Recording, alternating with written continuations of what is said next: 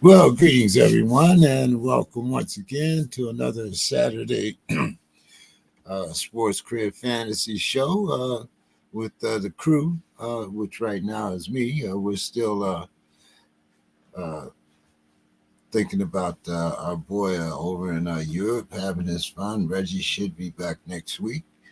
So, hey, hope he's still enjoying his vacation. And as you can see, we'll get our little commercial stuff out of the way down on the bottom there. You can subscribe and donate to our YouTube channel. And with that, we'll get the Hawk in here and we'll get our little show on the road. What's up, my man? How you doing? I'm doing good, James. Missed you last week. How you doing? Oh, I'm doing good. Well, you were in New York last week, and you know, as you said, happy wife, happy life. So I wasn't gonna even try to even you know, the, hey, enjoy yourself in New York. By the way, how was the trip and how did everything go? Fun weekend. Ate way too much New York pizza.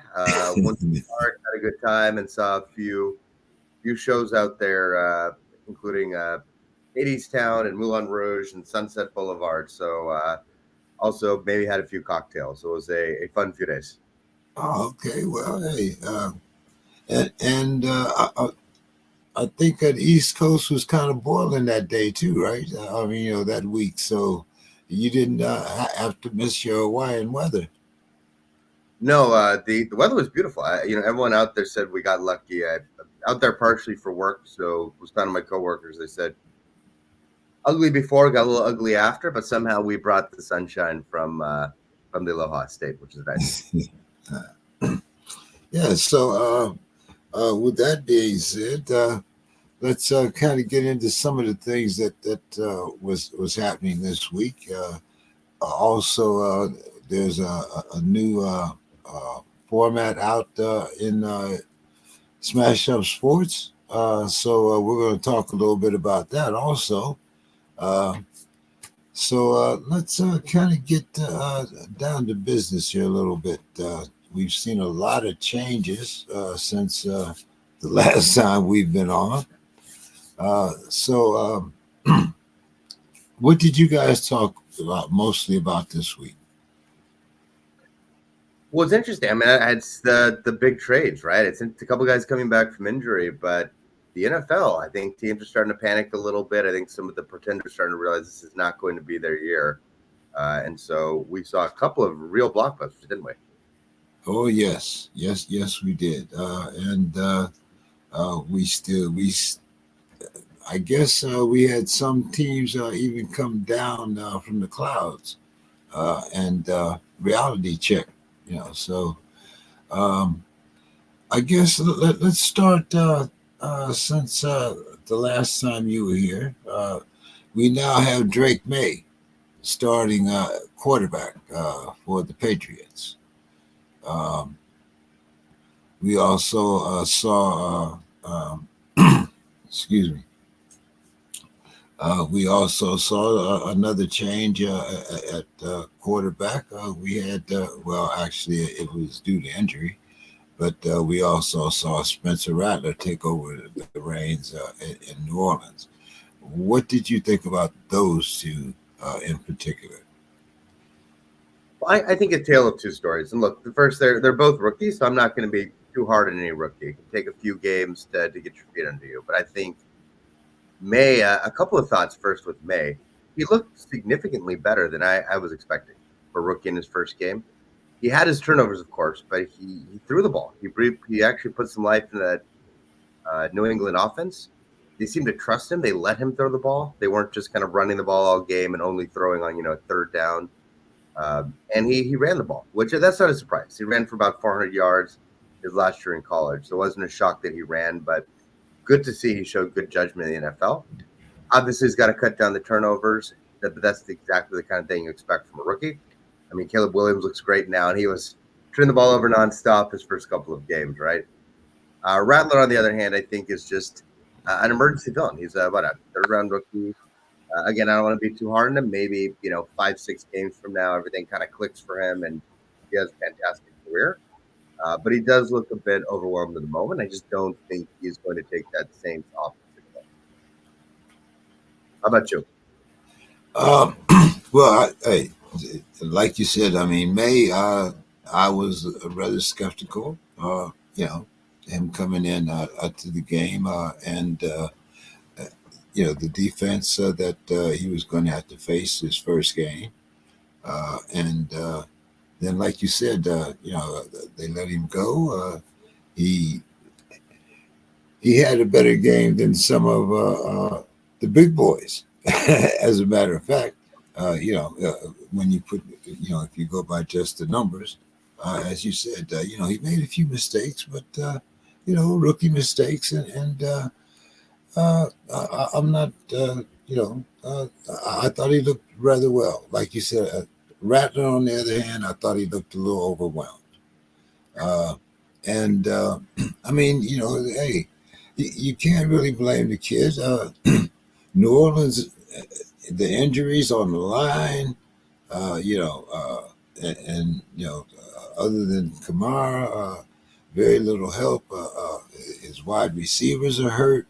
So, I mean, the kid, I think, like I said, the defense did what they were supposed to do. They made him look overwhelmed, but you know, um, New Orleans has lost 5 in a row. So we'll see. I don't, with the injuries, we'll see whether they, make any changes with the coach or not. But I think the kid, under the circumstances, he did the best he could. I'll put it like that. I don't think. I That don't is a think. very nice way of saying that he played poorly. Like, if you did Yeah, best. he did. You are right, though, right? I mean, they lost Olave, they lost Shaheed. That is a lot for any rookie quarterback to step into. It's not, it's a much worse situation than Carr had when he got hurt, for example. Yeah, yeah, and like, what was he missing? Like 3 starters out of the offensive line. So I mean, so uh, hey, um, It uh, feels a little bit like fantasy. Everybody has some injuries, and everyone complains about the injuries too much when every other team is facing them. But I always say that in fantasy, there's one, sometimes 2 teams a year that just get royally messed over by injuries. And the Saints are kind of that team in the NFL. I feel really bad. They're starting to really pile up. They were really fun to watch the start of the year, and they just have not been able to keep their team healthy. And I feel bad for Saints fans. I feel bad for their coaching staff, and I feel bad for NFL fans because it was really fun watching them play for a few weeks. yeah, yeah. I think they might be bringing the bags back. I haven't changed their name to the Aints yet, but we'll see. The S is teetering. The S is a little shaky.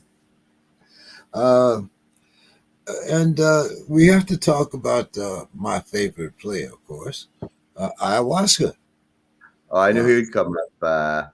I remember last week I was a little confused, but no, now as soon as you said want to talk about ayahuasca, I'm like, oh, we're talking about the trade. We're talking about all the receivers out there now, and him getting coach fired since the last time I was here.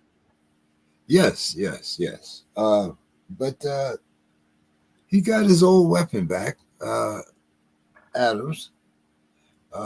Trade from the Raiders, of course, and I'm kind of wondering now. We all know that his favorite target uh, through his tenure with the Jets so far has actually been Alan Lazard.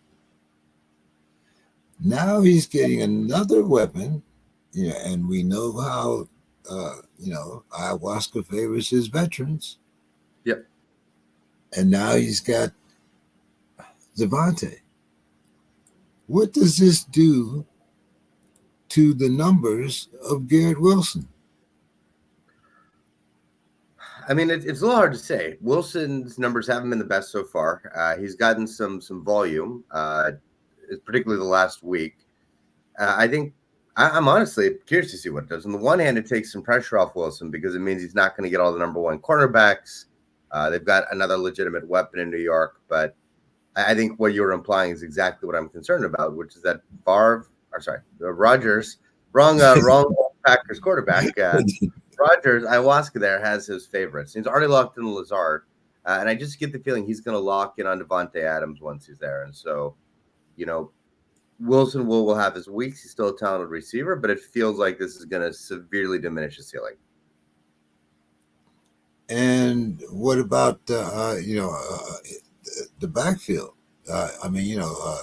Right now, like you said, we're thinking that I am thinking that he's going to favor Adams. I don't really know how much Adams has left in the tank since he left Green Bay. What's your thoughts on that? I mean, he still looks good out there. I mean, look, he's older, but he's 31. He's not decrepit. A lot of good receivers last till 31, 32. Some of the elite ones even longer. I think Julio fell off around 32. It's possible he falls off. It's certainly possible he's, very likely he's not at his absolute peak and not the same receiver he was obviously in Green Bay, 4 or 5 years ago. But he's still elusive. He's still got moves. And I think that it is hard to state how bad, the guys like Aiden O'Connell, Gardner Minshew, some of these guys he had to play the last couple of years were on the Raiders. So I think this makes him a viable receiver again for fantasy. Not that I thought that he was a viable receiver before, but I know some people probably had him up as high as wide receiver, maybe number 3. Does this put Mike Williams on the trading block as far as fantasy? I'm pretty sure it does. I doubt it if Mike Williams even gets a hello from ayahuasca anytime soon. But does this give him any trade value? I don't think this gives him any trade value in fantasy or the NFL. I think that at this point, even before Adams came, Rogers was. Yeah. Okay. Good. I got the right one this time. Wait. Did I go back to far? We can call him ayahuasca. I'm confusing myself. Rogers, ayahuasca, whatever you want to call him, was already not throwing to Mike Williams, so it's hard to see him throwing to Mike Williams now. If you can get anything from your fantasy, if I had Mike Williams on my fantasy team, I would trade him for a bag of Doritos, or if I went back to New York, a slice of good New York pizza. So, go to the industry, go to Mama Two's, give me a slice of pizza. You can have Mike Williams for free. So, he's probably cut at this point if he's on my team. Oh, okay. All right. Let's talk about the Colts a little bit here, because they're going to start Anthony Richardson again, and the Steelers are going to start Russell Wilson. Should I pick up either one of these guys? Should I start either one? I would certainly pick up Anthony Richardson. I would not. I have him in one league at least, and I'm not starting him this week because he has not played well yet this season. He's completed about 50% of his passes.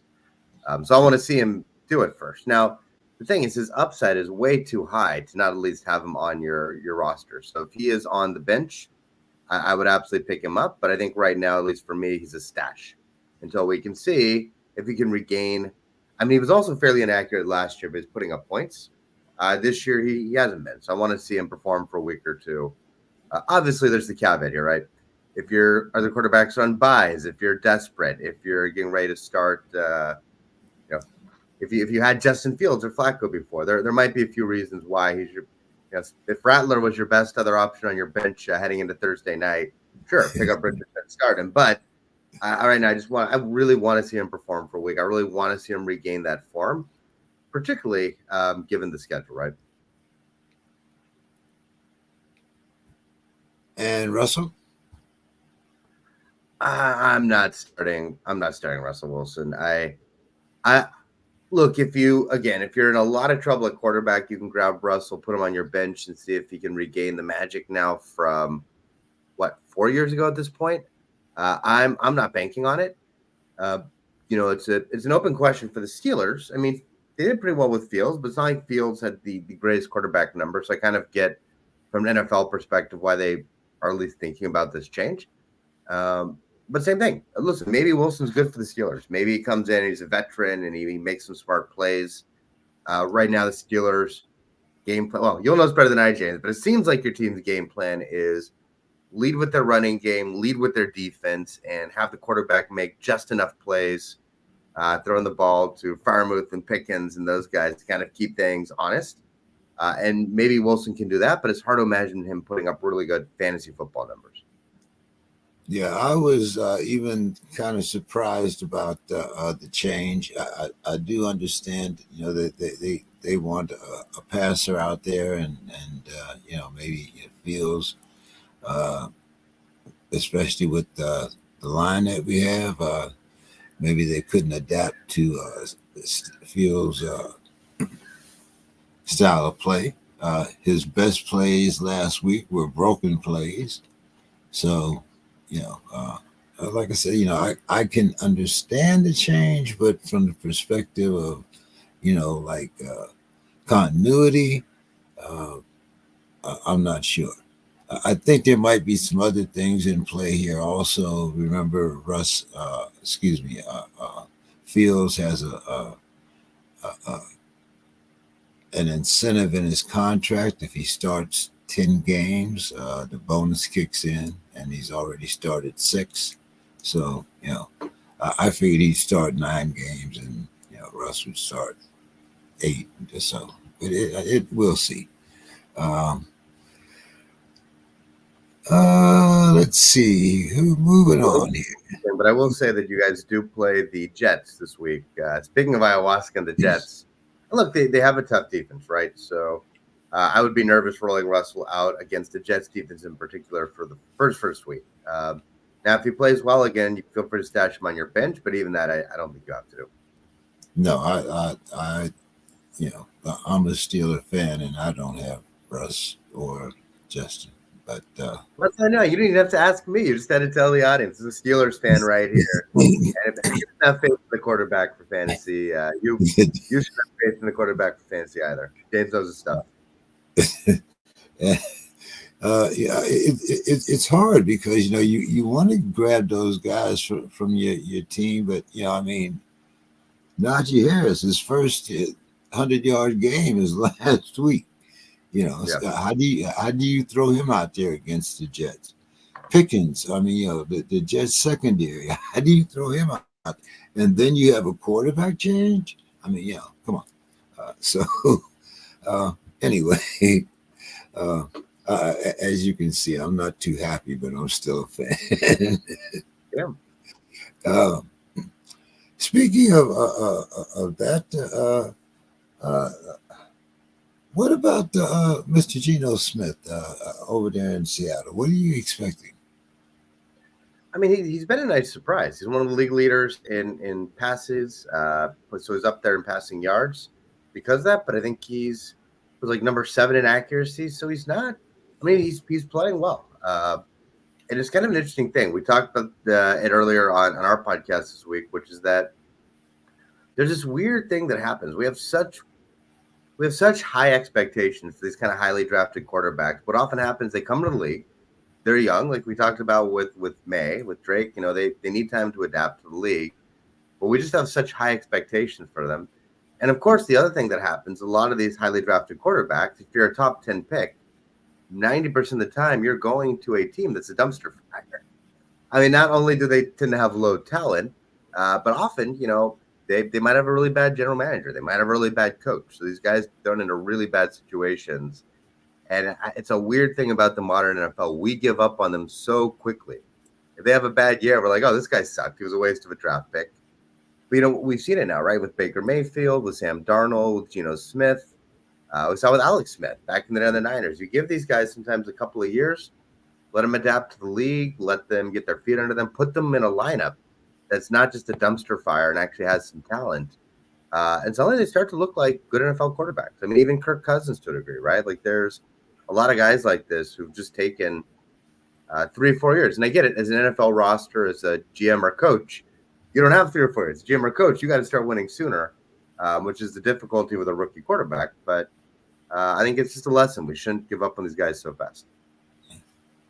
Speaking of giving up on guys fast, last week Kirk Cousins had 500 yards passing. But is it time for the Falcons to come back down to earth here? What are you expecting from Kirk Cousins as on a fantasy standpoint? Uh, I I'll give you my opinion. I like Kurt on the sense that he gives you uh, you can count on Kurt for a certain number every week. Uh, so some weeks he's going to give you that 500 yards, but most weeks he's going to be right up there. I think around 300 or so. Of course, he's not going to give you any rushing yards. You can forget about that, certainly. But as maybe a viable number two, we just spoke about uh, uh, Richardson and Russell Wilson. I think I might be inclined to go with Kurt over either one of those. But what's your thoughts, fantasy wise, with Kurt? I think he has that consistency if that's what you're looking for. Yeah, and I think he nailed it, right? Which is that he's not a guy I want to be my main starter. He's up and down. I think you mentioned right. 2 weeks ago he had the 500 yards. Last week he still had a fine game, right? But he came back down a bit. I think about 225 yards and a touchdown against Carolina, which isn't exactly the most fearsome defense. I'll say this for Kirk: he's breathed life into the other players in the offense. Bijan starting to look really good again. Both Drake London and Kyle Pitts have been viable options at their positions. Drake has started to look fantastic, closer to where people drafted him. Pitts, two games in a row with 80 yards. I think I give Kirk a lot of credit for that. But as you said, he doesn't run. So you're relying solely on passing yards. So again, backup quarterback, bye week fill-in, spot starter, occasionally helping you with an injury. I think he's great for that.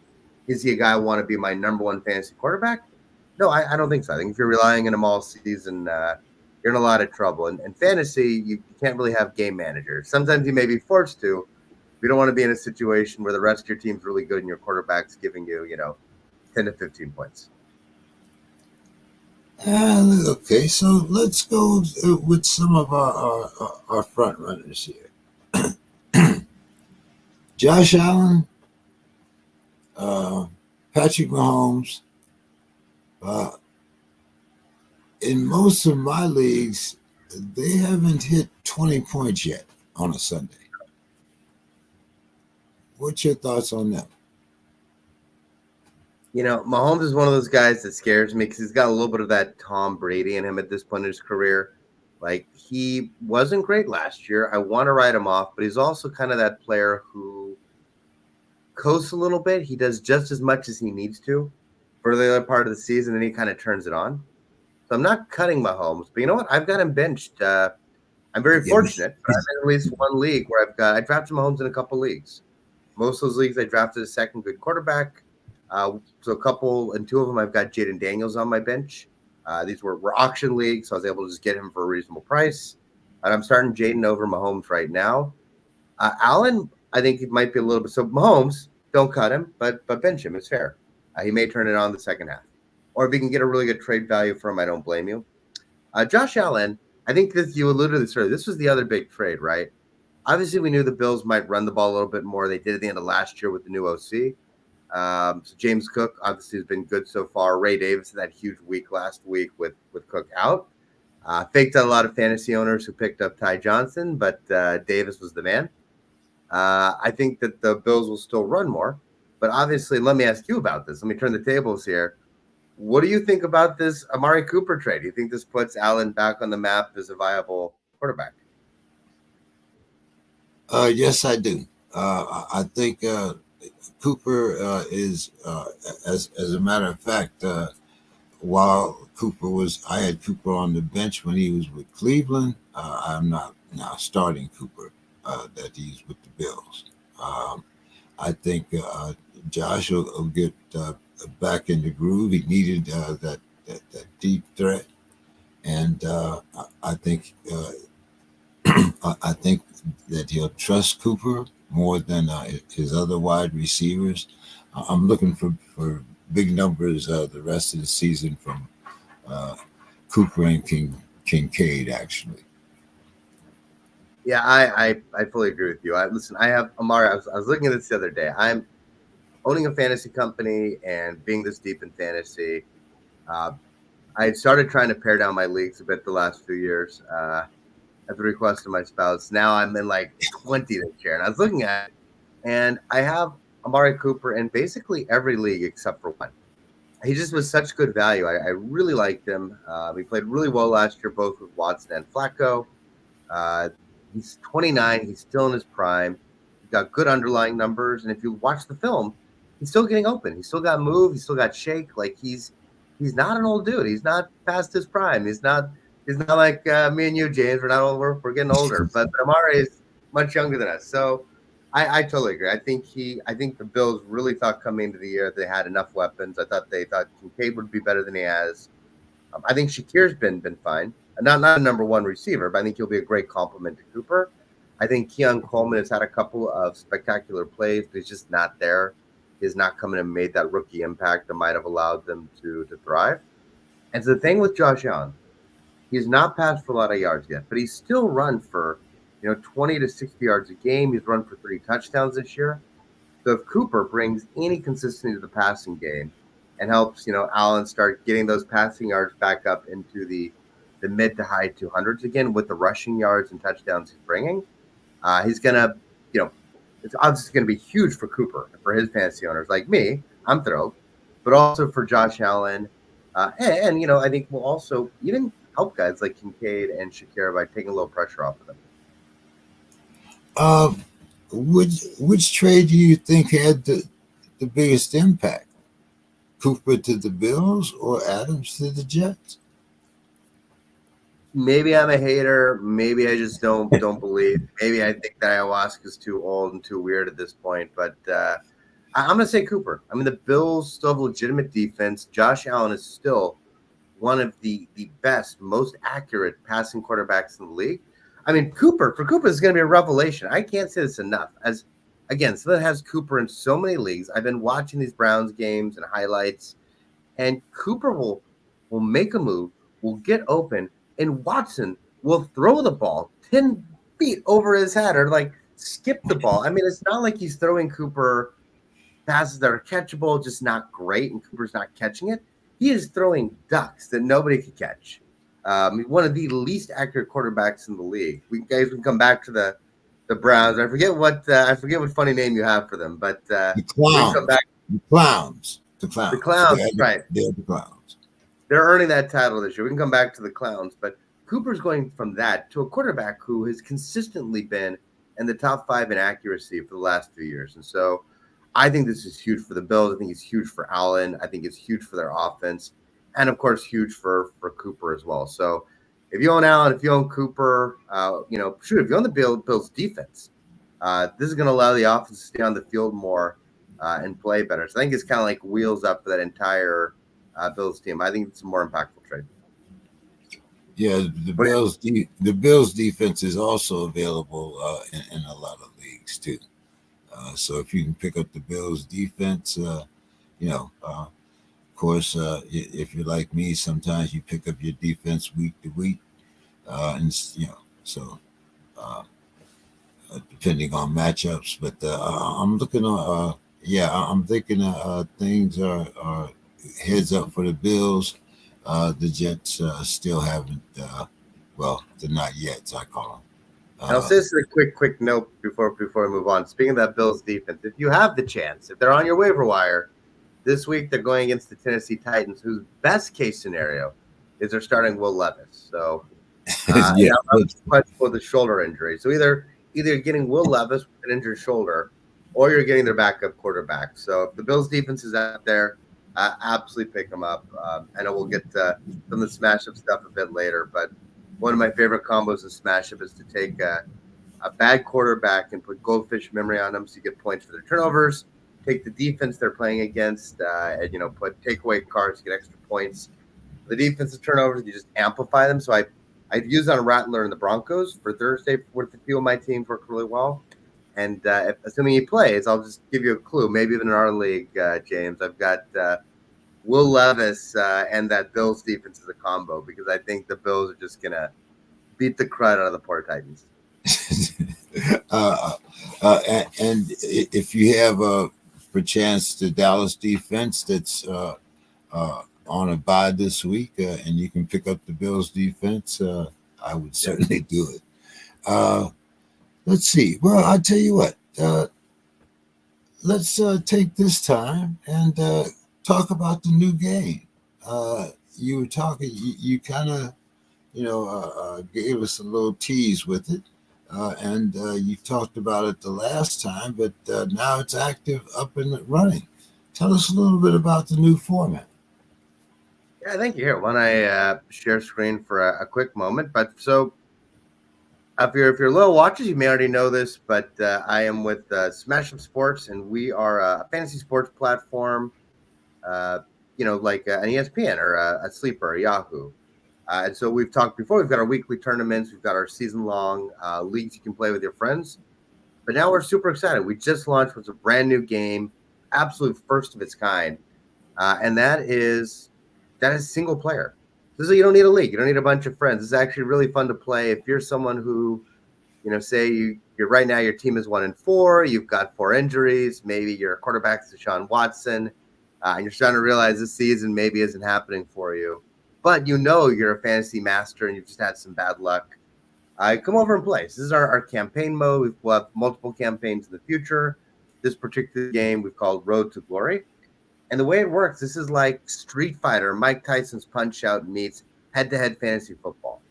So you can see your goal for the season is to, a lot of these are locked because it's week 1, but your goal is to beat 6 different head coaches. And they each get more and more difficult. They've each got their own style.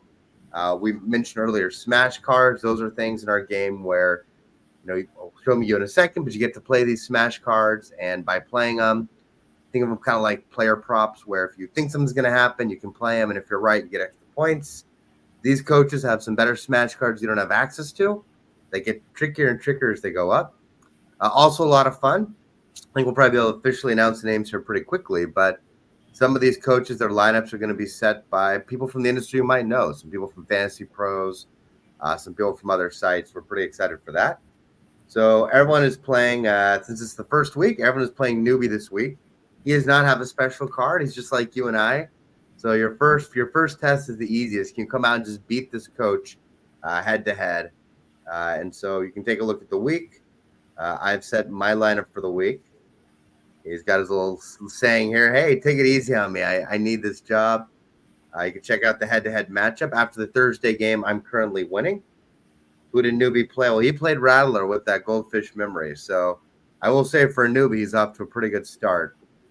So we've got a few hundred teams playing him so far. He's actually doing pretty well, but we'll see who these other teams are playing this weekend. My lineup in head-to-head against him, I also had Rattler with goldfish memory. But as mentioned, I had the Denver D with takeaway cars. So I'm off to a pretty strong start here. And again, the way it works, if I win, if I beat newbie, just like any of those games, like Street Fighter, right? If you win, you go to the next boss. So if I win, next week I will be playing the second boss, this mystery second boss. If I lose, I got to play newbie again. So certainly wish me luck. And James, I don't know if you've signed up to play this yet, but you should set a lineup for this week.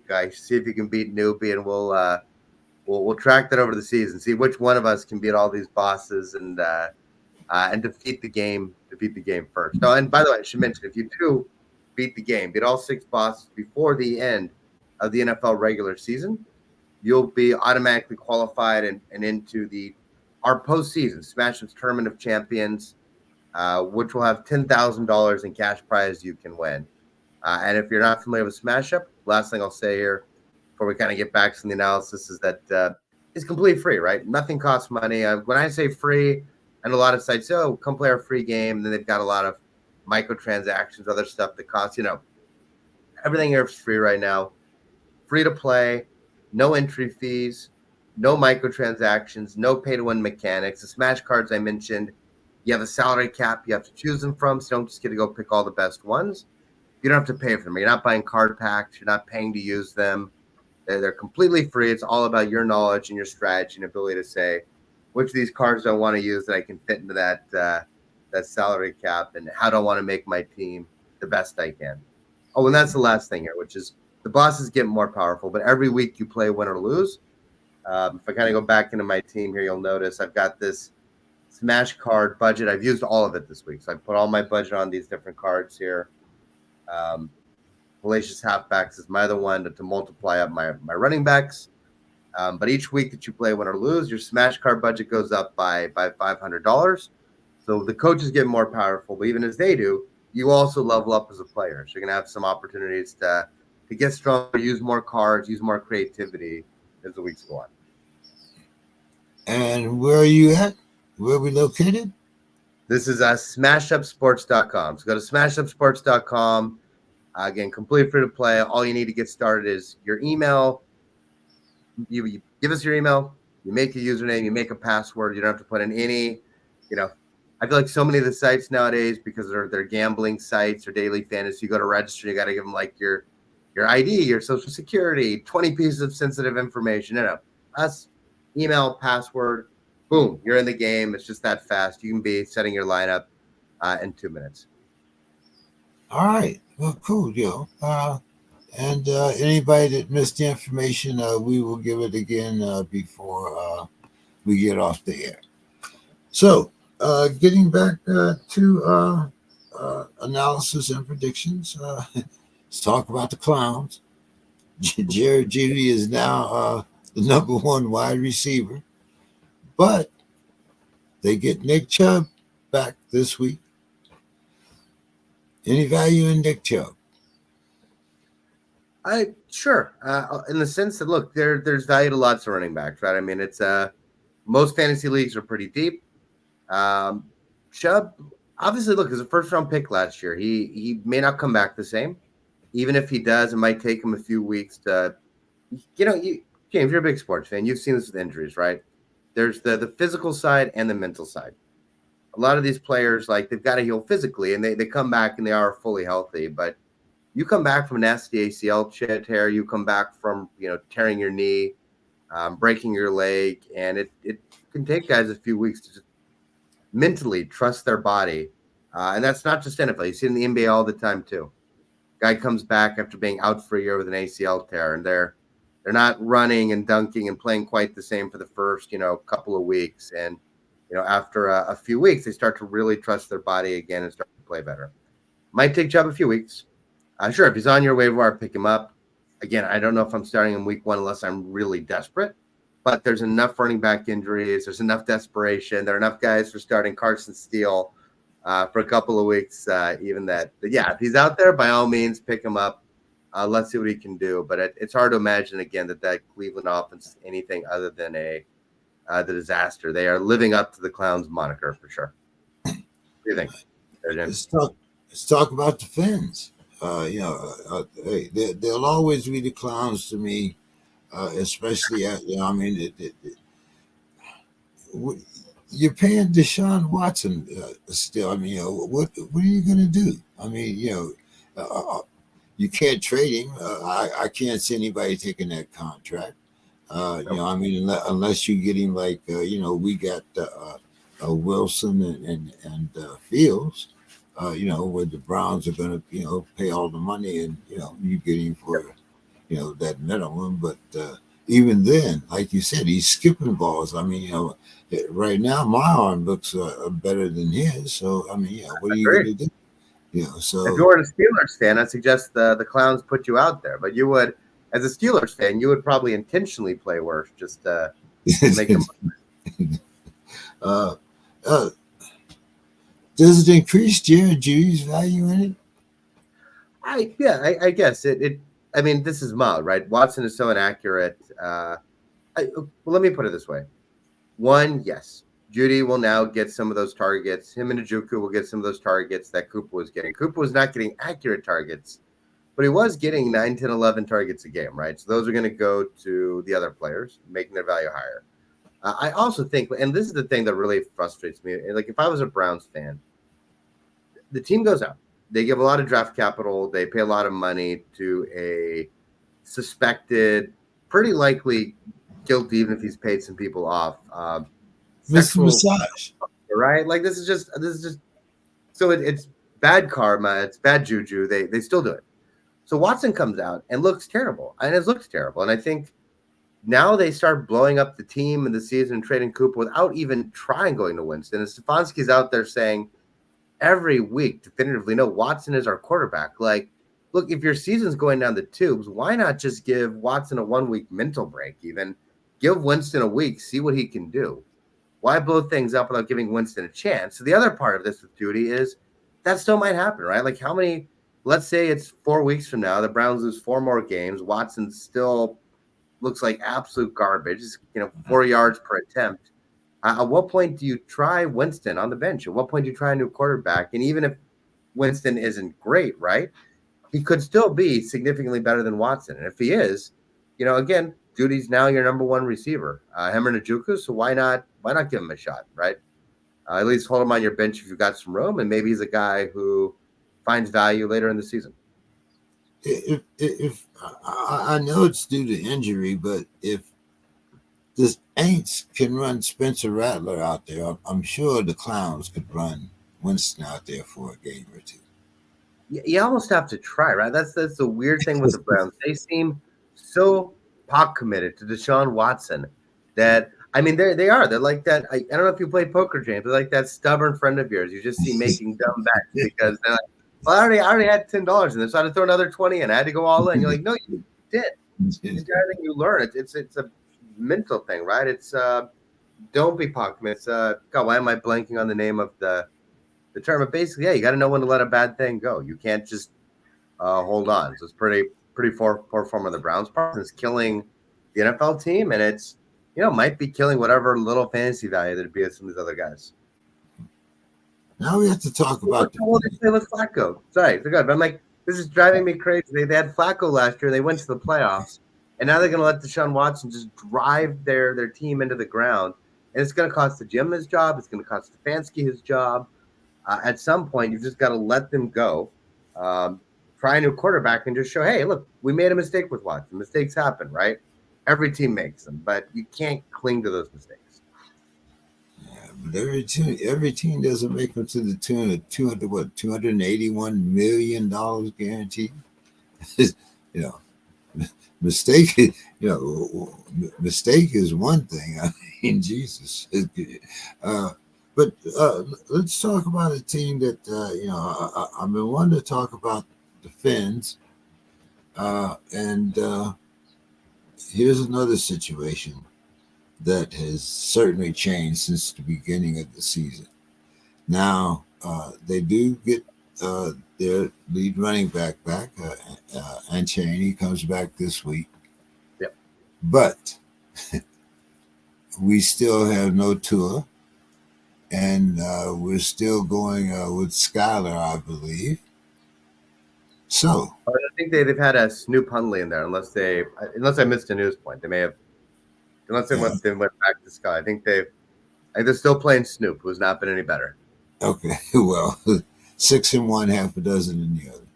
But, I think that's just giving him too much credit. I think it's like 1 of 1 or less than 2 of the other. But yeah. So, have all of the fans lost their value? I mean, I see now. I'm looking at Jason Waddle on some waiver wires. Tyreek Hill certainly isn't getting the targets or the catches that we normally see. So, what do you do if you have Tyreek or Jalen? Most of the time, if you have one of these two players, you drafted them pretty high, especially Tyreek. You in the top 10. So, what do you do with the fans that you now have on your team? So Tyreek, I feel like you can at least maybe you still feel compelled to start. He's put up okay numbers. Like he hasn't been quite the disaster that Waddle or some of the other players have. With that said, I mean, two options, right?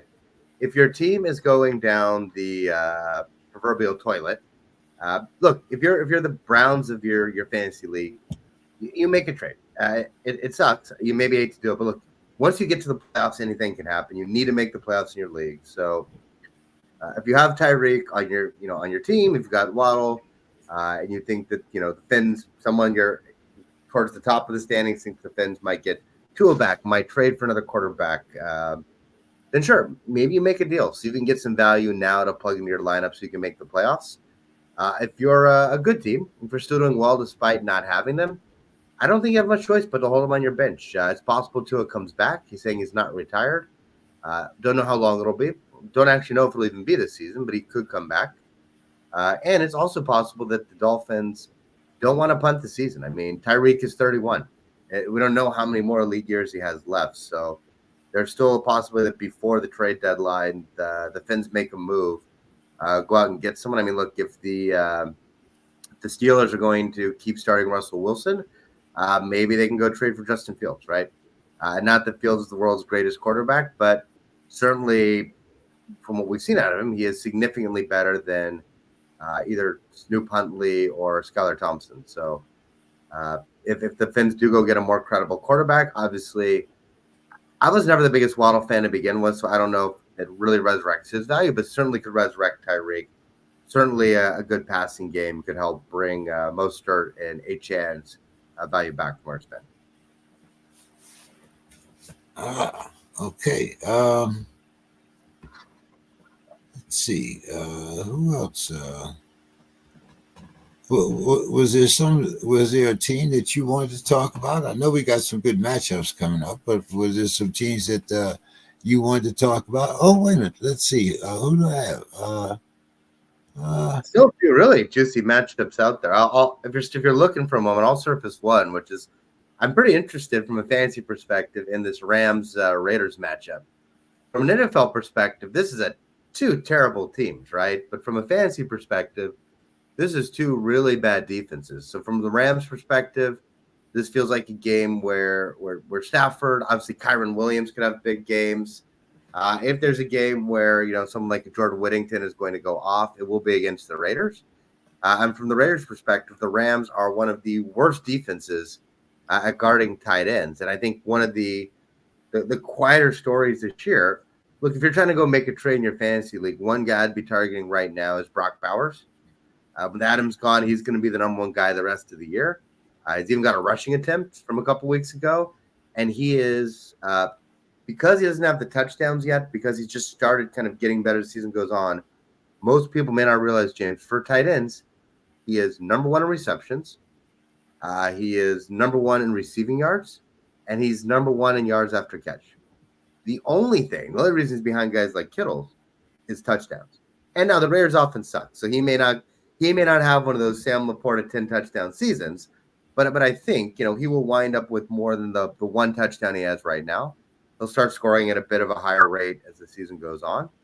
So he's a guy that could easily crack 1,000 yards and 5 or 6 touchdowns from the tight end position. So if you can go get him right now in your league, I would be targeting Brock Bowers, and certainly against the Rams, maybe your last chance. Do it today, because against the Rams and their porous defense, I could easily see him putting up 100 yards and a touchdown.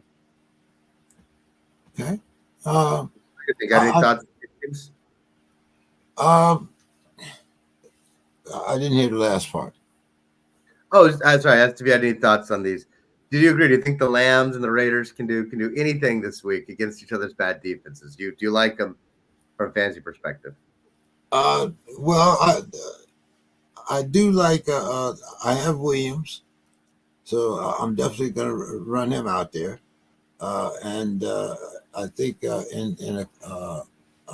you said, Peters. I thought his numbers, even though I had Kettle, I've been playing Peters more. I've trusted Peters more to put up better numbers. I'm all with you, all in on that. And like you said, with as bad as these defenses are, yeah, I would run out any players you have against either one. Uh, but speaking of defenses and teams that seem to be already in the blow up mode. Uh, what about the Raiders? Now that now that Adams is gone, uh, any viable Raiders left? I think, at least for me, really only the one I was mentioning earlier, which is, well, I shouldn't say it. The main one is Brock Bowers, right? He's who I'm targeting. With that said, if he comes back healthy, I think Jacoby Myers has been a top 30 wide receiver the last 2 years. He's a name that, because he's been on teams like the Patriots and the Raiders, a lot of people don't know him, but he's a bit of an underrated receiver. And so I think if he's out, he was hurt last week and out. I think he's out again this week. But when he comes back with no Adams, I do think Myers and Bowers are the two Raiders I'm targeting. Okay, all right. A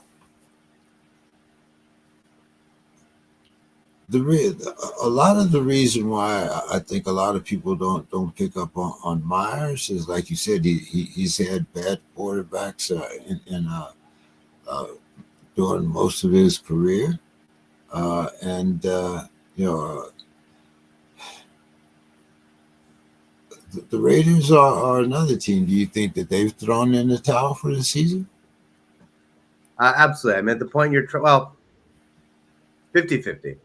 I think that Pierce still wants to prove himself as a coach, and I think that they're going to try to win, and they're going to be a bit friskier than some other teams. I think the Adams situation was a little bit different. Like the Cooper situation, to me, just reads like the Browns are kind of throwing it in, and the fact they're sticking with Watson. With Adams, I think Adams did not want to be in Oakland. He made that clear last year. I think this year he made that clear again. So I think for the Raiders, getting rid of Adams from their perspective is a little bit of addition by subtraction. So I don't think they're giving up yet. I just don't think they're a very good team. So Pierce is going to try. The GM's going to try. The team's going to try. I don't think they're throwing in the towel. At the same time, I just don't think they're going to win a lot of games. Okay, all right. One of I thought was a big surprise, and that's George Pickens, and I don't mean that in a good way, No. because with the expectations that we had last year, and with his early ratings, I thought Pickens would be more of a fantasy value this year. And sadly, with the change of quarterback, even though he might get more targets, I don't know if it raises his rankings any. Your thoughts on Pickens? I mostly agree. I wasn't his biggest fan coming the year, partially because of the Arthur Smith effect. We saw what Smith did in Atlanta. He likes to run a more conservative game, so not really a surprise that the Steelers would run the ball a lot. I will say, Reggie hates Arthur Smith. It's I'm Reggie. well aware, for good reason, right? Now it's worked. Unlike Atlanta, it's kind of worked. Obviously, Fields has been better, maybe than Riddler or Ritter or was it Hinkie? I'm blanking on the second quarterback from last year they had. But yeah, the one thing I'll say with Wilson, he's not great. He's not the same Russ Wilson he used to be. But he still has a bit of an arm. And I think that's the one thing that could bode well for Pickens. Pickens is a bit of a deep threat. And I only know this because in Smash Up, one of the cards we have is Hail Mary, where quarterback completes a pass at 50 yards or more, and you play the card on him, you get like a extra 30 fantasy points. So because of that, we're doing some research about who were the top quarterbacks who completed the most long passes last season. And this completely shocked me because I thought that Wilson, from watching, was older, was more dink and dunk, was throwing less bombs. He was one of the league leaders last year in 40 and 50-yard completions. So he still throws the ball down the field. He likes to push it down the field, and I think that could bode well for Pickens. With that said, though, it's probably hit or miss, right? If Pickens catches that 50-yard bomb, he's probably having a good game. If he doesn't catch that bomb, they're running the ball so much. I think I would not. Let me put it this way: I'm not trying to target and go trade from this point. What about Kamara? Are you surprised with? I mean, of course, over the last 5 games, his production is steadily went down. If you grabbed him in the first 2 weeks, you were overjoyed. Now you might be considering putting him on the trading block. Your thoughts? I might hold on that, right? I think that he was still playing well with Carr. I think right now the offense is a mess. I think when Carr comes back, and Carr's not out for the year. He was only out for about 5 weeks. You're 2 weeks in. Again, it was like almost like we said before with Tyreek. If your team is 1-5 and you just need to win some games, yeah, go for it. Trade Kamara, see if you can get good value, and just get back to the playoffs. If your team's 4-2, even 3-3, if you're kind of there in the playoff race, depending on how many teams you have, I'd try to hold. He's still been okay the last couple of weeks. This week was obviously his worst against a really tough Denver defense. But he was okay even last week. He's still viable as a starting running back. And there's also the possibility they've said if the same season starts to go the wrong direction, with Keandre Miller there in New Orleans, there's talk that the Saints might trade him. So there's also a possibility. Look, Kamara's still good. He still has juice left in him. He still has talent. So whether it's Carr coming back and the Saints playing well, or if the Saints season starts to go further downhill and they decide to blow things up and play for next year, he could get traded to a team that needs a running back. Be right back in a good situation. So I would try to hold him if you could. Okay. Let's talk about some bad teams with maybe some guys that are still viable. And I'm talking about Xavier Leggett here. What's your thoughts? Leggetti, I'm sorry. Yeah, well, I mean, let's see. Carolina in general has been frisky. Leggetti, we'll see with them. I think the tricky thing is it's hard to know what Carolina's going to do down the stretch. Right now, Dalton has put some life into that team. And particularly Deontay Johnson, who is averaging double-digit targets with Dalton. So Deontay is the one I really like there.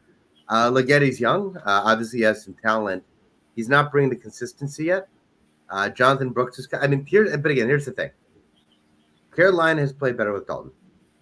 They're still losing all their games, right? They're not winning. So there's a very legitimate question. If they lose another 2-3 games in a row here, what do? Do they go from Chuba, who's been playing really well, to Jonathan Brooks?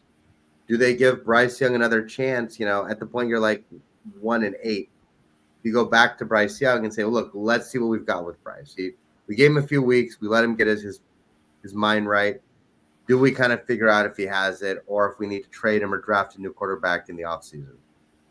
Same thing. Leggetti might get more reps, but Leggetti might also be Keon Coleman. So it's tricky. Look, if he's there again, Leggetti's the guy you can put on your bench. You can see if things go right. But I'm not trusting my starting lineup. And I don't necessarily trust it down the stretch. He's a guy who's going to blow up, because you could be looking at, Bryce Young and Jonathan Brooks and a really weird offense those last few weeks. Yeah, there were even some rumors of Bryce coming to the Bird, but we'll see what happens with that. What are your options if Marvin Harrison Jr. misses some time with that concussion? Look, I don't know how good a receiver he actually is, but Zay Jones has been a little frisky the last couple of years. Obviously, the real winner in Arizona, if Harrison misses time, theoretically at least, is Trey McBride, who will get all those targets. James Conner might take a few as well. Might make someone like Dorsch or Wilson or Zay Jones viable too. A little hard to say. That the tricky thing, though, is that not quite Deshaun Watson level, of course, but Kyler, who came back looking frisky at the end of last year, has looked like hot garbage so far, right? So I don't know. I mean, the thing, Harrison has not even played particularly well, and I don't want to, look, we sometimes want to cut rookies too much slack. If we really want them to succeed, we'll try to blame everyone else but the rookie. And look, Harrison has not been perfect. So Harrison deserves some blame for the fact he's only had one really good game. But Kyler has not been particularly accurate, has not thrown the ball well. And that whole offense has been kind of a mess, haven't they? To say the least. To say the Do you least. who do you think it's Kyler? Do you think Marvin Harrison was maybe overrated, or do you think they're still learning? Like, what do you make of that? I think two things happened. I think he was overrated and taken a little too high. But I think it's once again I think the name and his reputation in college, but a lot of people forget that these guys even though they come in with these pedigrees at wide receiver, it's still the NFL, and uh, a lot of these rookies, and especially when you have a guy that's kind of undersized. That I mean, I'm not picking on Kyler, but I do call him the world's tallest midget. And I do think that maybe if he had a quarterback that could see him rather than throw him to a spot, it might be a little different. But right now, I think it's a matter of the learning curve for me. Raw talent, yes, definitely has it. But there's some things that you're not going to run by every corner or safety in the NFL, and I think they hit a little harder here too. That's just my thinking. Yeah, it's interesting. I mean, he's still been a big red zone target at 6'4". He's got, I think, 4 touchdowns in the year. But it may be the quarterback. He's only a few games into his season, so I don't want to start piling on a guy when 5 weeks from now he might be putting up 100 yards a game. Might be looking like Jamar Chase as a rookie. So I don't want to make an overly big statement. But the guy he's kind of reminded me of a little bit so far as a 49ers fan is Michael Crabtree, another guy who had a decorated college career, came in with a lot of hype. As an Irish fan, we're thrilled when he slipped us, thinking about number 8. The Raiders passed him for someone who did turn out to be much worse, and I'm blanking on the Raiders. The Raiders just always make so many bad picks. I can't keep track of them. But they took another receiver over Crabtree, a speedster in their tradition. Crabtree had a great career, right? Crabtree was a really good receiver. I think even made a Pro Bowl, but he was kind of just like a plus receiver, a low-end Pro Bowl receiver. He never really hit the lofty expectations that some people had for him, thinking he was going to be another Julio Jones. Well, Julio Jones wasn't around yet, but looking back, that kind of like Julio Jones. Oh man, I want to blank on the name. Who's the Roddy White? That was Roddy White was the guy before Julio. I think people thought Crabtree was going to be even better, and Harrison. I'm not saying this definitively yet, but he might be that guy who's a little bit more of a Michael Crabtree, really good red zone target, even maybe Pro Bowl receiver, but maybe not quite the elite level receiver that his father was. Yeah, most definitely. But I think he'll still have a good, a decent career. Uh, I don't know if he'll live up to the hype, but we'll see. And he has had flashes. You can see it there. But you know, If he played with Peyton Manning like his father, he might look a lot better. If he had Peyton instead of Kyler Murray. So again, there's no way to look stupider than to start trash talking a rookie 4 games in their career with a mediocre quarterback throwing him the ball. So a year from now, we might be laughing at this. He might look like the next big thing. But anyway, we'll see. Mystery to me, Jalen Hurts. What I'm kind of speechless here. He's getting, of course, AJ is back. His wide receiving core is back. I think his biggest enemy is his own secondary, but he still hasn't been putting up the numbers that we've expected from him. Is there a disconnect between him and the coach? I don't think there's any reason to think that. I think, look, we talked about Josh Allen earlier, right? And, oddly, Hurts has kind of been in a similar situation. Way more talent on the team, but they've been banged up. So look, is it possible that at his absolute peak, Hurts was overrated when the hype was the highest? Sure. And obviously last year's fantasy looked really good with, a bunch of touchdowns, the tush push coming out every single week. With that said, though, like, he's had AJ Brown out, he's had Devonta Smith out, even Goddard went out. So they still have Saquon, but other than Saquon,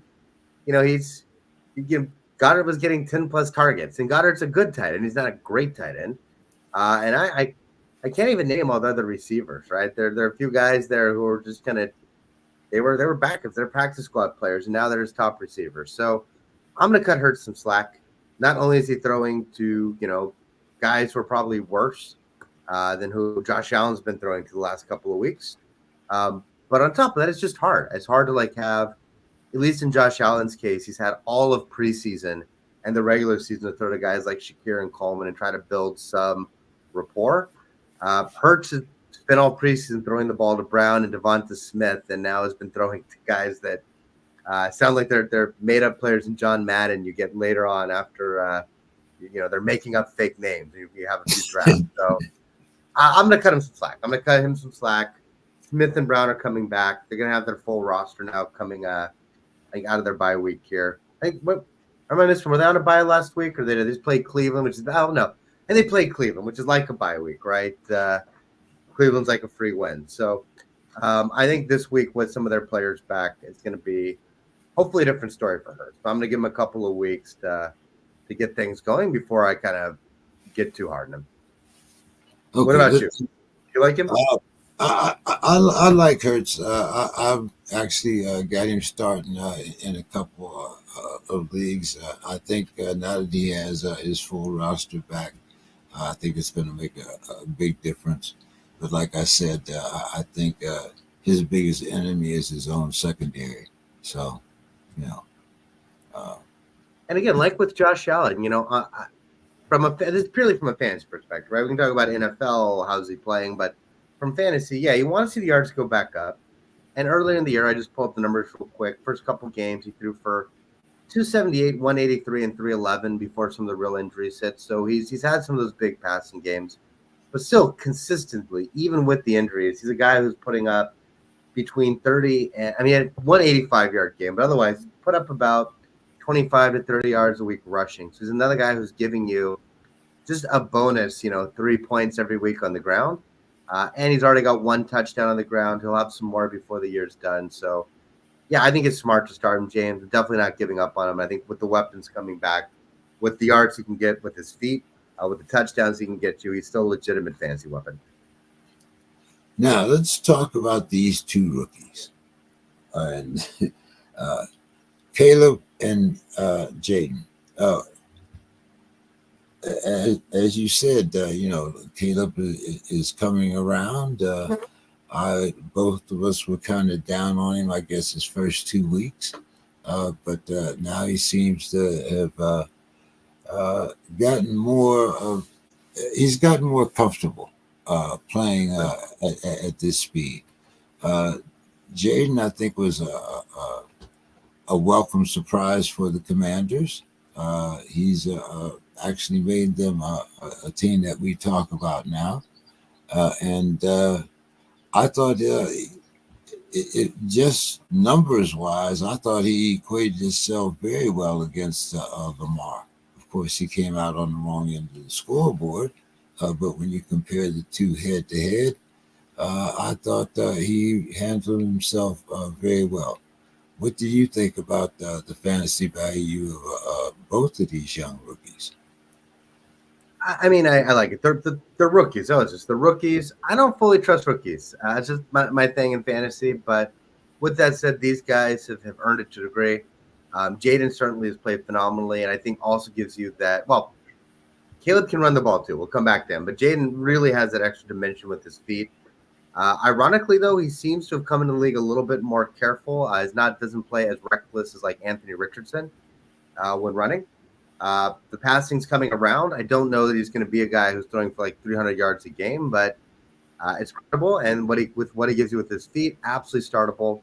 As I mentioned, I'm starting him over Pat Mahomes in a couple of leagues, which was a little shocking to me, but it's where we are with how Pat's playing.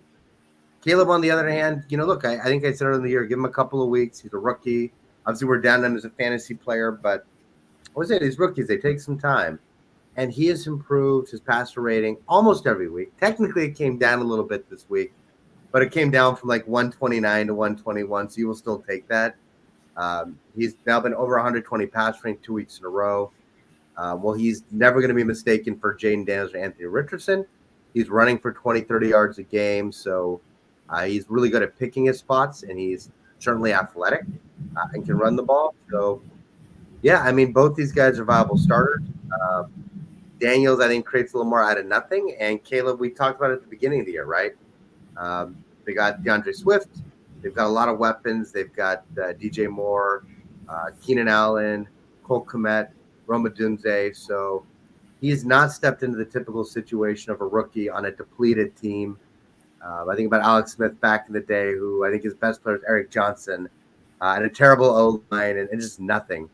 Caleb stepped into a great situation. So, again, there may be better options if you, particularly than Caleb if you have them. But I think both these guys are startable.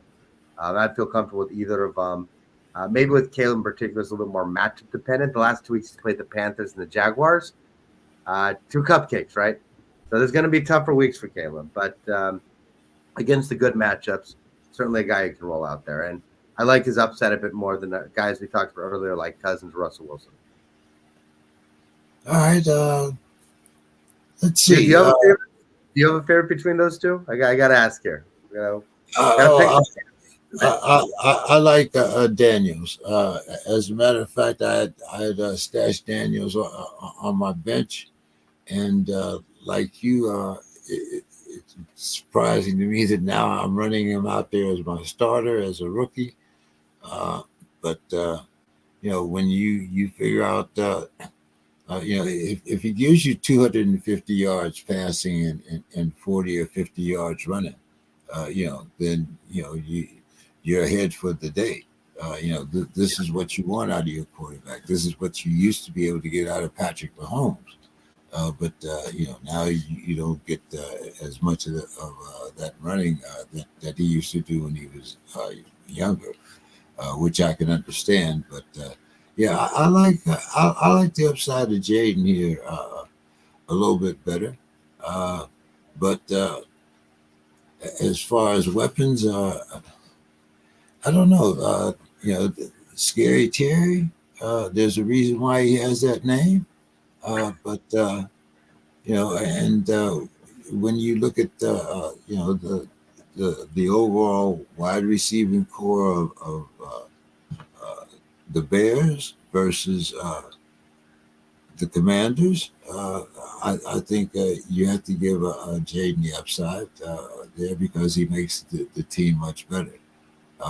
Not saying that Caleb is 4 touchdowns last week. Absolutely phenomenal. I think he ran for about 30, 35 yards too. It was stellar performance. Yeah. So he's going to have those, but what's he going to have when he starts? Some division play against the Packers and Lions, the Vikings and the Lions. Lions and Tigers and Bears. So we'll see. Another we'll see for me is Justin Herbert. Now, in past years, he's been a kind of a guy that I took for a quarterback too. Good for when my number one guy is on a bye week. I had him as a quarterback one before. He's had some. Well, really I had him as a quarterback one when he had both Williams and what's the other guy that's gone now?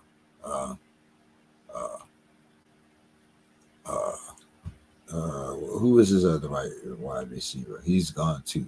Keenan Allen. When Allen and the other wide receiver was there, I ranked them much higher. But as usual, they have problems with the offensive line, pass protection, and I think he may have lost a little of his accuracy, but he's kind of like Russell Wilson.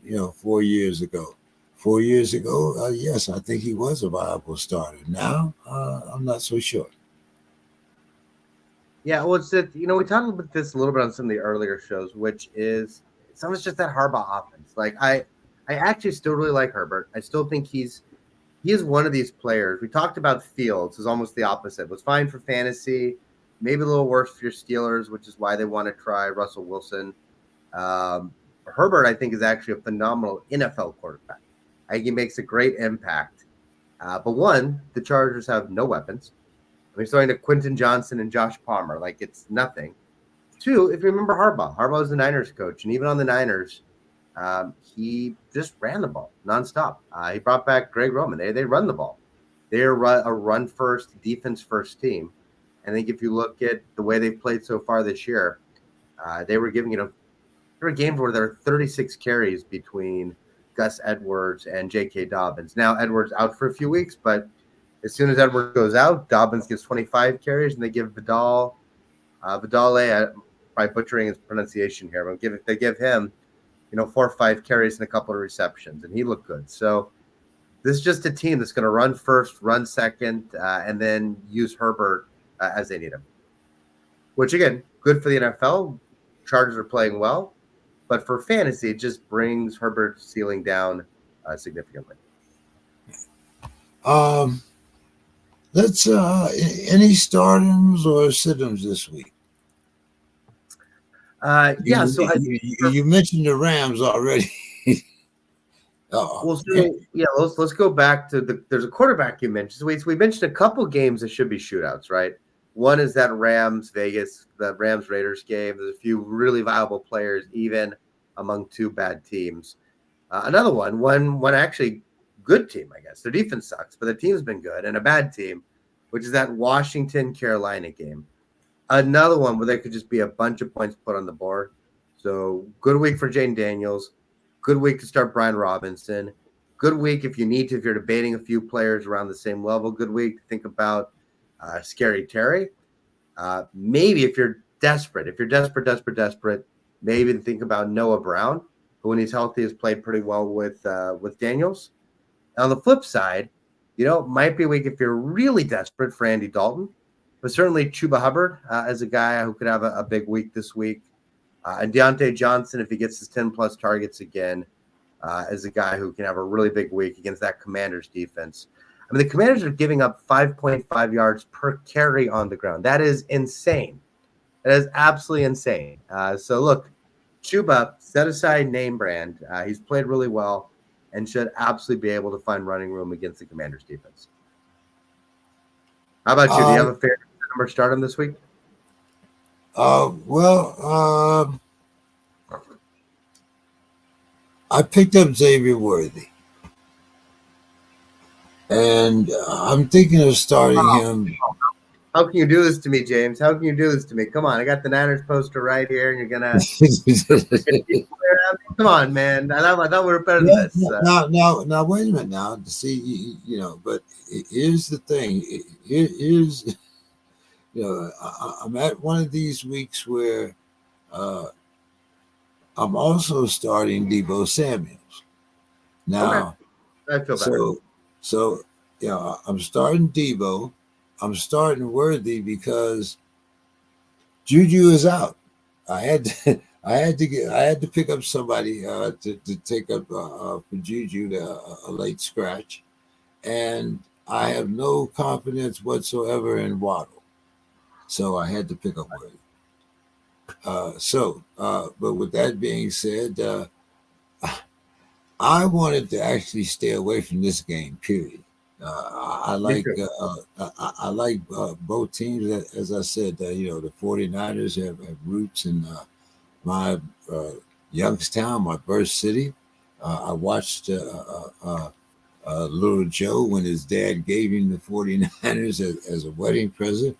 So I have a little background there, but I've always been a Steelers fan, and but in the national side, the NFC, I'm a 49ers fan, but in the By the way, that AFC. might almost slip through there. You almost let that slip through. For your listeners, there's got to be a little bit of context. Like, what a wedding present! Like, I love my parents, I love my in-laws, but like our wedding presents were like plates and silverware or some money for the honeymoon, right? Who gets gifted an NFL franchise as a wedding present? That is insanity, right? Did Well, you get yeah, an NFL franchise when you got married, or did you? What'd you get for a wedding present? Probably wasn't the Steelers. it definitely was. As a matter of fact, I didn't even get the hard hats. If you remember, they were minor. They were kind of our farm league for there for a minute. But yeah, no, uh, I can't. See, you talked about honeymoon money. Yeah, we got a little honeymoon money, but it wasn't enough to you put a down payment on a Cadillac. But let Where alone. did you go for your honeymoon, James? I got it. If we're on the topic, real quick, bring it back. I got to ask. Where'd you go for your honeymoon? Actually, for my honeymoon, we let's see, we went two places. We went to San Antonio, and then from San Antonio, we went down to Tarpon Springs, Florida. Oh, that's beautiful. San Antonio got the walkway, the bridge, and then Florida. I'm scared of Florida because they've got my nephew lives there. They've got alligators in every body of water, and now they have pythons. But the springs sound beautiful. You both made it back, so I'm gonna guess there were no alligator problems. No, no, no, no. But the one thing about Florida, I mean, I think if you see a body of water, you have to assume that there's an alligator in there. I mean, uh, it wasn't a python invasion back in those days, but luckily enough, and once again, I'm going to date myself. When we went to San Antonio, it was. Do you remember the Blues Brothers? Yeah, the movie that was classic when I was a kid. I remember watching that. With John Belushi and them. Well, Yeah, anyway, that was the San Antonio rally cry. They were the Blues Brothers, and yeah, I got to see the Spurs when they were good, really good. So yeah, that and the Riverwalk, loved them both. Yeah, Florida. Like I said, I mean, that was more her family and whatnot. So, you know, but you know, happy wife, happy life. So, I remember that. uh, yeah, So there's one a more couple. for one more. Oh, sorry, go ahead, James. No, go ahead. I say one more deep sleeper. I want to help some people here if they're listening to this and they're like, we appreciate the guys you say, but you mentioned Brad Robinson, you mentioned these guys already owned in my league, right? Where can I maybe get some help? Depending on how deep your league is, the one other guy I'm looking at this week, we talked about Drake May earlier, is Demario Douglas, second-year receiver, some good underlying stats, had 9 targets, 6 receptions, 92 yards, and a touchdown last week. Now, I still don't think the Patriots offense is that good. I'm not relying on him getting those touchdowns, but he does appear to be an early favorite of May. He does actually have some talent. He's not just kind of a nobody receiver. Young guy who I think is maybe starting to find his footing. So they play the Jaguars this week. The Jaguars are one of the worst passing defenses in the NFL and give up the first or second most points to quarterbacks and receivers. They're up there in like the top 5 for both those. We obviously saw Caleb Williams and the Bears, what they did to Jacksonville. So if you're looking for a receiver, if you got some bye weeks, if you need someone to plug in, Demario Douglas is the guy I've picked up in a few leagues. I'm starting a couple of my smash up league, and I would take a long look at him as a potential guy to plug into a spot if you need some help. Yeah, what do you think about that Minnesota Detroit game? What's your Honestly, thoughts? a little bit like with some of the Chiefs and Niners. It's a game I'm just trying to stay away from. Unfortunately, you can't necessarily, right? If you have Justin Jefferson, you're starting him. If you have Amon-Ra, if you got Gibbs, Montgomery, they have so many fantasy viable players. You are probably starting them against this team. On the other hand, for Smash Up or for DFS, I'm really trying to not touch this game just because I think you have two good teams, two defenses that can be really good. The Minnesota defenses looked great at times. The Lions defense looked great at times, giving up points at others. I don't know. I don't know what this game's going to look like. I'm honestly trying to stay away as much as I can. And certainly no deep sleepers in the game. I'm not starting Jalen Naylor. I'm even iffy on Addison. I'm not trying to go out and pick up Raymond or someone. So, look, you've got one of the studs. You're going to roll them out there, of course. But yeah, this is a scary game to me. What do you think? Oh, most definitely. Not only that, not only is it scary from a fantasy standpoint, this is a scary game period for both teams because both teams need this game. One team will either come out and be 7-0, or the other one will be 4-2, and two losses in the division. Not sure. It'll put the Lions kind of back behind the eight ball, considering how good the Packers are also playing, and the Bears. Okay, well, you can't count out the Bears on like they said. Right now, it's kind of like any given Sunday. But one team, one matchup. I don't know if you mentioned it or not, but Buffalo against Tennessee. I'm running out every bill I have. Absolutely, that Tennessee team's a mess. I don't know if there's anyone in Tennessee I even want to be starting this week. Maybe if you have Tony Pollard, you're forced to. He's been okay.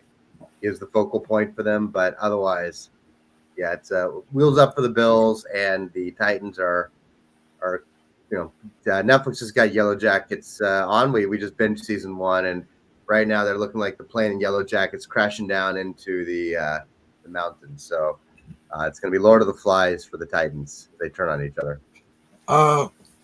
Another team, another game that we haven't really mentioned, and a matchup. What do you think about that? Right. Let's talk about this last matchup. I'm actually going to have to jump here pretty soon. Yeah, we're getting ready to get out of here anyway. Go ahead. No, but you're going to say let's. Which matchup are you looking at? Seattle and Atlanta. Yeah, the Atlanta defense has been frisky, but I think you can still pass on them. And the Seattle defense hasn't been anything to write home about. The Niners just walked all over them. So this is a fun matchup. This is actually one where, of course, again, like always, you're going to start DK, you're going to start Walker, you're going to start Drake. But Pitts is viable to start. Obviously, starting Bijan as well. But this is a game, look, Daryl Mooney is the guy who can roll out against that Seattle defense. If you're super desperate, I'm in one experts league where legitimately I have 7 injured players. Like my entire starting roster from the beginning of the year is hurt. I had guys like Wright, Taylor, Pacheco. Neighbors finally coming back at least, but I'm a little desperate. So I'm going to potentially be rolling out Ray McLeod even against that Seattle defense. And even against the Seattle offense, Jackson Smith is another guy who can roll out. So I think it should be a fun game. This could be a game that gives a lot of fantasy points to people. What are your thoughts? Yeah, I thought so too. It's like you said, rolling out Smith, the Jiggler. I thought was a good play. I do like Daryl Mooney. I think he's also going to become one of Cousins' favorite guys. But I like the way that Mooney is coming up, and I think Kyle Pitts is starting to really come into his own. But hey, man, let's get out of here. It's almost been an hour and a half. So give us your final thoughts, man, and last plug there for Smash Up Sports. Should be a fun week. One little piece of information, Vegas, they've been struggling a little bit the last couple of years compared to the past, but they're still really smart. We talked about the Commanders-Panthers. We talked about just now that Seattle-Atlanta game. Those two games, a little fantasy tip for you guys if you don't do this already. They have the implied point total. So you look at the over-under. Those games, Vegas thinks those games are going to have almost 52 points, 51.5. So if Vegas thinks there's a lot of points, those can be really good games to target. So my final thought there. Otherwise, Again, Christian Smash Up Sports. Go to smashupsports.com. Totally free to play. We got our free weekly tournaments with real cash prizes. We've got our league play if you want to battle your friends or join one of our little 2-3 week lightning leagues. Just to get a little amuse-bouche taste of fantasy. And now our single player, where if you can beat the game, you qualify for the end-of-season tournament of champions for $10,000 cash. And again, completely free, Street Fighter style game. You got to beat 6 bosses before the end of the year, head-to-head fantasy matchups. So whether you're crushing your home league, you want to show, yeah, I really am the boss, I really am that good, or if your season's gone poorly and you want to prove that maybe you just got unlucky with injuries, but you really do know what you're doing, come play single player, prove you're a champion, and have some fun doing it. All right, man. You have a good weekend. Hopefully, maybe next week we'll have Reggie back. And hey, Fun. Use your stories. See if he's got a good can. All right, man. Have a good weekend. Talk to you later. You too.